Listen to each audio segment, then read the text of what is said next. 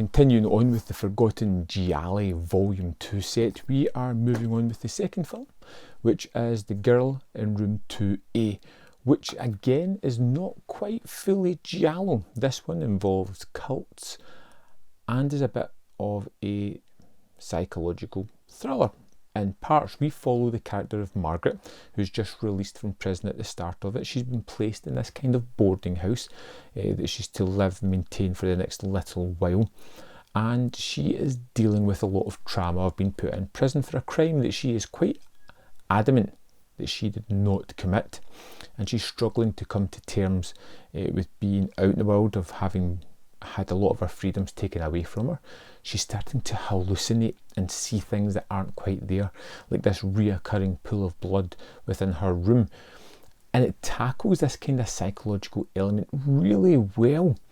And it makes you feel that this character is on the borderline of snapping at points. But a lot of the power is robbed from that because we know that she's not seeing things. We know that there is a cult, someone that seems to be kidnapping women, torturing them, and leaving their bodies abandoned by the side of the road, because we've already seen that kind of playing out, which is really unfortunate. But Margaret, I think, is a great main character, and seeing her connecting with somebody, a brother or someone that used to stay in that room that seemed to vanish at some point, it kind of sets us along our mystery. We have these two characters put together, kind of joined because one's looking for a connection, the other one's looking for answers to his questions of what happened to his sister, and to watch them kind of bumble down this path of discovering this strange cult, which I won't give away much of the twists of why they're doing what they're doing. But The Girl in Room 2A isn't really quite on the nose Giallo. There is some elements in there, but I think it's a stretch to really put it in that classification.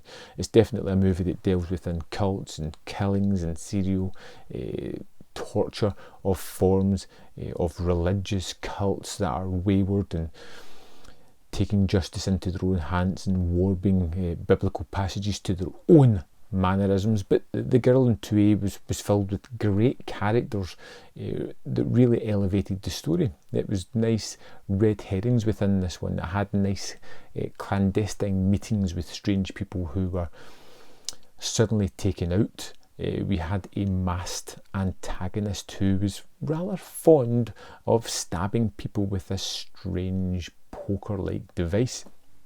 It had all these fascinating elements that just made this something really worthwhile. I really liked the vivid and twisted nightmare sequences that Margaret has throughout the movie.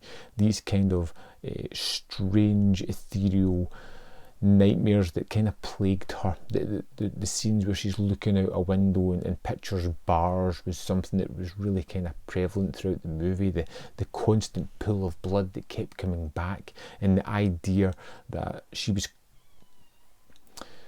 placed in jail because of someone's just random accusation of something that she didn't do, that has ultimately had a big effect on her life. None more now than putting her within the arms of danger by placing her within this strange room where people seem to vanish and die in horrible manners. I really kind of liked this one as well. It was a lot of fun. It wasn't as good as the French Sex Murders. It was kind of maybe a 3 out of 5 type of movie, one that I enjoyed watching. And so let me know your thoughts on this movie in the comment box below.